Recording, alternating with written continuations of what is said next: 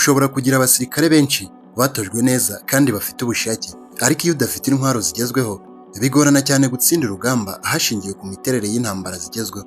Iran na Israel biri mu ntambara karundura, ndetse ibikoresho birimo indege za gisirikare ziri mu za mbere ku isi biri kwifashishwa muri iyi ntambara. Duhereye nko ku bijyanye n'indege z'intambara, Israel ni kimwe mu bihugu bifite indege za gisirikare ziri mu zigezweho ku rwego rw'isi. Iki gisirikare kibarirwa nibura indege 600 zirimo 40 zigezweho zikoreshwa mu ntambara. Izo zirimo nka F-15, F-16 na F-13 z'Abanyamerika, zikaba zimwe mu ndege zifite ikoranabuhanga rihambaye ku isi, by'umwihariko nk'indege za F-35 nizo Israel yakoresheje mu bitero karundura iherutse kugaba muri Iran, ari nabyo byatangije iyi ntambara. Ku rundi ruhande, Iran ni kimwe mu bihugu bifite indege z'intambara zishaje mu burasirazuba bwo hagati. Bitekerezwa ko muri rusange igisirikare cya Iran kirwanira mu kirere gifite indege zibarirwa muri 400, ariko izitagera ku 150 nizo zishobora gukoreshwa mu ntambara.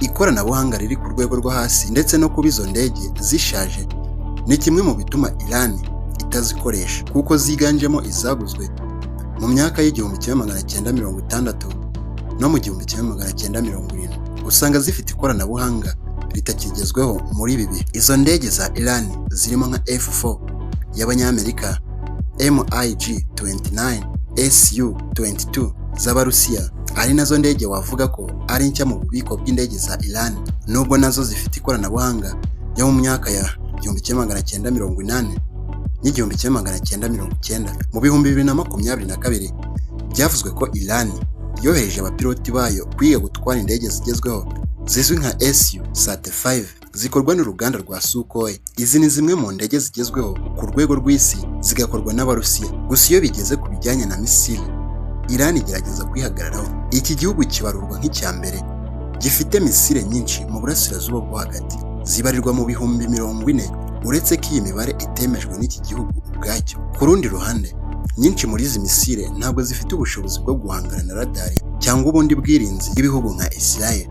Iki gihugu cyatangaje ko cyakoze misile zishobora kugenda ku muvuduko uruta w'ijwi, bituma radari za Israel zidashobora gupfa kuzibona. Zimwe muri izi misile zishobora kugenda ibirometero 3000. Imwe muri misile za Iran zizwi cyane ni iyitwa Fateh 1, yashyizwe hanze mu 2023, ikaba ishobora no gukoreshwa mu kurasa intwaro kirimbuzi. Iyi ntwaro ni imwe mu nziza ziri ku isi, aho ishobora kugenda ku muvuduko uruta w'ijwi inshuro 13 zose. Amakuru avuga ko iyi ntwaro ishobora kuba yarakoreshejwe bwa mbere mu kugaba ibitero kuri Israel mu Kwakira umwaka ushize. Iran kandi ifite misile nshya izwi nka Haj Qasem, yitiriwe General Qasem Soleimani wishwe na Amerika, akaba yari umwe mu basirikare bakomeye ba Iran. Ni misile yashyizwe hanze muri Gicurasi uyu mwaka, iminsi mike mbere y'uko iki gihugu gitana mu mitwe na Israel. Ni misile idasanzwe kuko ishobora no gutwara intwaro kirimbuzi iyo yoherejwe. Ibanza kwinjira mu sanzure nk'uko bigenda ku zindi misile zigezweho, ikagaruka mu kirere cy'isi igendera ku muvuduko uruta w'ijwi inshuro 12 zose, ikagera aho yateganyirijwe kurasa iri kugendera ku muvuduko uruta w'ijwi inshuro 3. Amakuru avuga ko iyi misile nta bwirinzi bufite ubushobozi bwo kuyikumira, ndetse ngo iri mu zikoreshwa iyo Iran ishaka kurasa muri Israel mu ntambara ikomeje guhuza ibihugu byombi. Israel nayo ntabwo ari agafu k'imvugo rimwe, kuko ifite misile 700 zizwi nka Predator Hawk n'izindi nka Jericho 3 ishobora kugenda ibirometero 6000 byose. Mu gitero Israel iherutse kugaba muri Iran, yakoresheje indege z'intambara 200, irasa ibisasu 333 mu duce tugera ku 100. Ku bijyanye n'ubwirinzi bwo mu kirere, Israel ifite ubugezweho burimo buzwi nka Iron Dome, ikaba iri no gukoresha ubwo yahawe na Amerika bwose hamwe bugera kuri 4.